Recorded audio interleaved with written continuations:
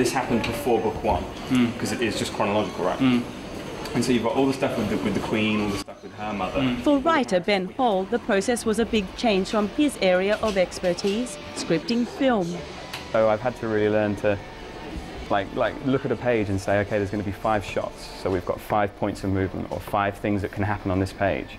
And then you've got to take into account page turns, because that's where your cliffhanger is. And so it's a really weird process.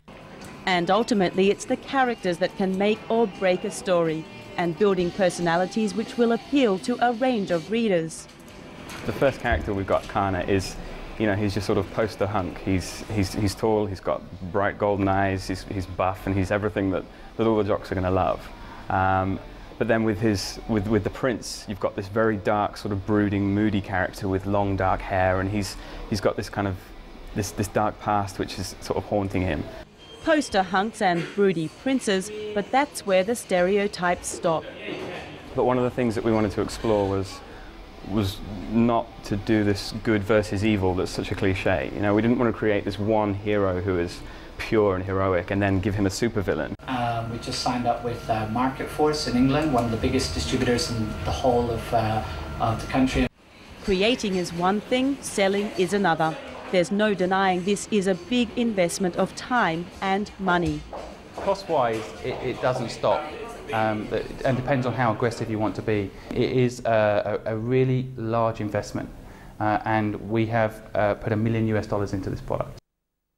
And Fluid Friction has been nothing short of aggressive and innovative when it comes to making sure people know the novel exists. From student festivals in India to pantomimes of people dressing up as the characters. We try to do really creative and interesting things, interactive things. So, for example, we get heavily involved with social networking systems. We're present across 11 different social networks.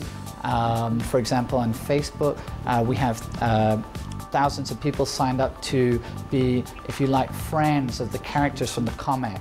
So we set up character pages for all the comic guys, put down information about them, feature the artwork. As well, there are online games and interactive worlds on a variety of websites.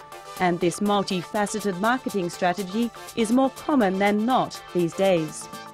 What you're essentially doing, I think, in the modern world is you're creating an IP, an intellectual property, something that has a real value, a storyline value in this case, an artistic value, and that can be then taken in its standard format and put into all kinds of different industries, and all kinds of related products can be created from it. The creators also took a different tack in engaging potential readers in their Design Your Own Character competition. So you're a kid, you know, sitting at school, you love drawing, you love comics, you're really into this kind of thing, and someone says, hey, here's a description, why don't you design a character for this? And if it's really great, you'll have a chance to get voted for by all the other people who've taken part, and you might get published in our comic coming up in the future. Just to really engage people, to get them more interested in the comic book, and also just to give them a feeling of ownership almost. Because not only the artists sort of being able to submit their work, but we're also letting the public vote on which character they like out of a sort of a short list of these characters.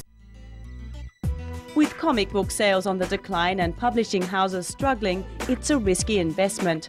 But graphic novel sales are up, and this team is convinced their product is one that will last. And it's a chance for them to tell an international audience that originality and Hong Kong do go hand in hand. We want to take the experience of Asia and take it to the West and show them that quality is here. We wanted to provide an opportunity to people all across Asia and separately in the US and the UK, especially for the younger people, sort of secondary school students and universities, to have a chance to get published in an international publication launched in 7 different countries all over the world. That's something that you definitely don't get a chance at every day. We're trying to make sure that every single book has a really thorough arc, so that you've got a climax and you've got, you know, something that's like a real cliffhanger at the end to latch onto. The next step now is to get it to market and make sure everyone's fully aware of the product, and keep up the good work. All right, thanks. I can honestly say when we set out to do this project, we didn't say, let's fill the gap where no Asian company has ever really bridged into the Western world as far as that is concerned. What we wanted to do was create an amazing graphic novel based on a fantastically interesting story called the Mahabharata, which had never been told properly. It is bigger and more interesting than Lord of the Rings, and no one knows about it. And we wanted to bring that story to the world.